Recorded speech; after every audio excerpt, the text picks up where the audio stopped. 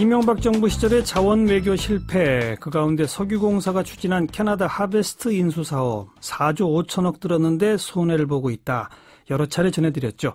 그런데 그 메릴 린치가 당시 투자가 해볼 만하다고 권유한 자문회사였는데 이 회사가 투자 자문사로 선정되는 과정에 의혹이 많다.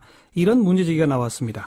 어제 국감에서 이 문제를 제기한 새정치민주연합 부좌현 의원 연결합니다. 부 의원 나와 계시죠? 예, 안녕하세요. 부좌현입니다. 예. 네, 수고 많으십니다. 메릴 린치가 자문회사로 선정되는 과정에 어떤 문제가 있었나요? 예, 그 선정 과정에 뭐 문제라기보다도요. 예. 과정은 뭐 정확히 알 수는 없지만, 예. 그 나중에 보니까요. 예. 그 선정 과정에서 사실은 객관적이고 명확한 근거를 가지고 선정이 안 된 것으로 지금 보입니다. 그 근거가 뭡니까, 그러니까? 예, 그 선정하는 과정에요. 예. 석유공사가 당시에 세 차례에 걸쳐서 이 메릴린치 선정하는 과정을 봤는데요. 예. 구체적으로 말씀을 드리면, 예. 처음에는 메릴린치를 포함해서 총 10개 업체가 이 선정 과정에 참여를 했습니다. 예. 근데 1차 평가에서 메릴린치는 계량 지표, 그러니까 객관적인 지표죠. 예. 여기에서 10개사 중에서 5.43점으로 중하위권 공동 5위를 합니다. 예, 예. 그런데 심사위원들의 주관이 들어가는 주관적인 평가인 비계량 지표에서는 예. 메릴린치가 가장 많은 점수를 받아서 1차 통과를 해요. 예, 예, 예. 그런데 사실은 계량 지표에서 가장 높은 점수를 받은, 압도적으로 높은 점수를 받은 다른 업체는 비계량 지표에서는 낮은 점수를 받고 탈락을 하고요. 예, 예. 보름 후에 열린 2차 평가에서 메릴린치는 계량 지표에서 27.5점으로 4개 업체 중에서 3위를 하지만 역시 심사위원들 주관 평가에서 어허. 비계량 지표에서 또 2위를 받습니다. 예, 예.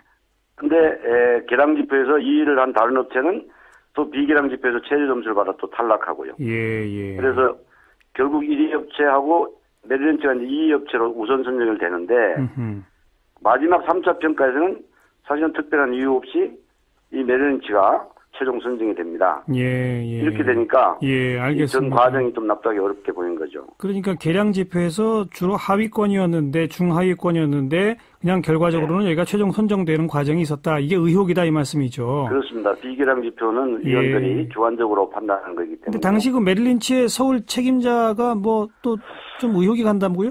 예, 예. 그때 당시에 서울 책임자인 걸 좀 더 확인을 해봐야 되겠습니다. 제가 언론 보도 보고 그렇게 이야기했는데요. 예. 일단 메릴린치 근무한 건 틀림없는데요. 아하. 그 이명박 대통령의 속칭 집사로 불리던 김백준 전 청와대 총무비서관 있지 않습니까? 예, 예.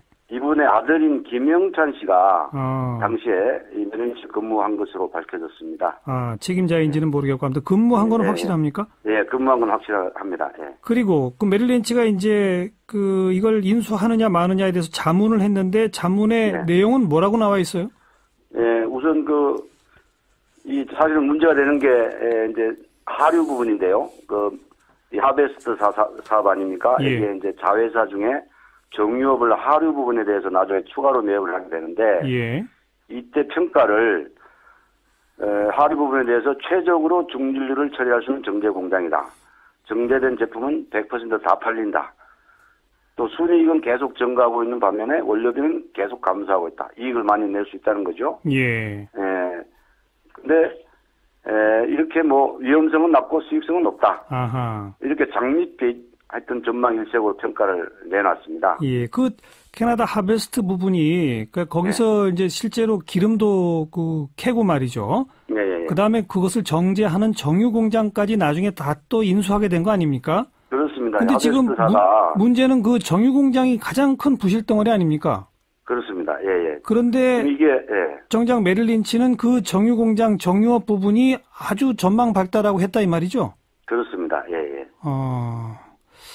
바로 그 정유 공장에 대한 보고서가 뭐 5일 만에 작성됐다는 얘기도 있는데 그건 맞습니까? 예, 그렇습니다. 지금 이게 그야말로 전격적으로 됐는데 처음에는 이제 상류 부분 석유 탐사 부분만 살려고 했다가 예. 하베스트 이사회에서 그 계약을 부결시키고 하류 부분까지 같이 인수할 걸 요구를 하죠. 그러니까 상류가 석유 탐사고 하류는 정유업이네요. 그렇습니다. 예. 그러니까 석유공사가 무슨 일이든지 아주 부랴부랴 이 어허. 하류 부분에 대해서 메릴린치한테 다시 용역을 시키는데요. 예. 이 용역 결과가 불과 3일 만에 나옵니다. 3일 만에. 예, 어. 그때 2009년 10월 17일에 요청을 해서 3일 뒤인 10월 20일에 받으니까요. 예. 이 매입가액이 1조 4천억인데 예. 1조이 넘는 그 금액에 대한 평가를 회사에 대한 평가를 3일 만에 나온다는 것은 이해하기 어렵죠. 그러면서 장밋빛 보고서를 냈다 이 말이군요. 그렇습니다. 예. 어제 국감에 당시 석유공사 사장이었던 강영원 씨가 출석했죠. 예, 그렇습니다. 예. 본인도 정유공장 인수에 대해서는 확신하지 않았다 이런 발언을 했다고 알려져 있는데 맞습니까? 예. 구체적으로 뭐라고 그랬어요?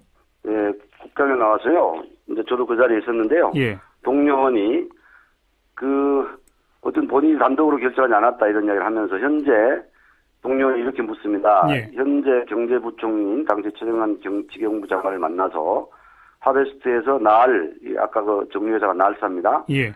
날사까지 포함해 인수하려고 한다는 사실을 보고했냐? 예. 장관이 허락했냐? 이렇게 물으니까 예. 강영원 전 사장이 장관이 부인하지 않은 것은 정확하다. 사실상 동의했다는 말 아니겠습니까? 예. 이렇게 답변을 했습니다. 예. 이렇게 국감에서 계속 질타를 받고는 있습니다만은 명확한 전모는 밝혀지지 않고 있습니다. 어떻게 해야 되겠습니까? 짧게 한 말씀 주시면. 그러니까 사실은 이 엄청난 부실을 일으켰는데 그걸로 인해서 징계받은 사람이 실무팀장 감봉 10개월이에요. 예. 그래서 이런 이제 엄청난 일에 대해서 실무자 책임자 감봉 1개월로 이 책임을 전다는 것은 누가 납득을 하겠습니까? 그래서 사실 아까 이제 국감장에서 나온 이야기입니다만 이게 권력형 게이트 아니냐 이런 이야기도 있었고요. 예. 어쨌든 단순히 국감 차원에서 이 문제를 다루기보다 국회 차원의 국정조사나 청문회나 경우에 따라서 검찰 조사도 해봐야 되는 거 아니냐 알겠습니다. 하는 의견들이 나왔습니다. 네, 여기까지 듣죠. 고맙습니다. 예, 감사합니다. 새정치민주연합 부좌현 의원이었습니다.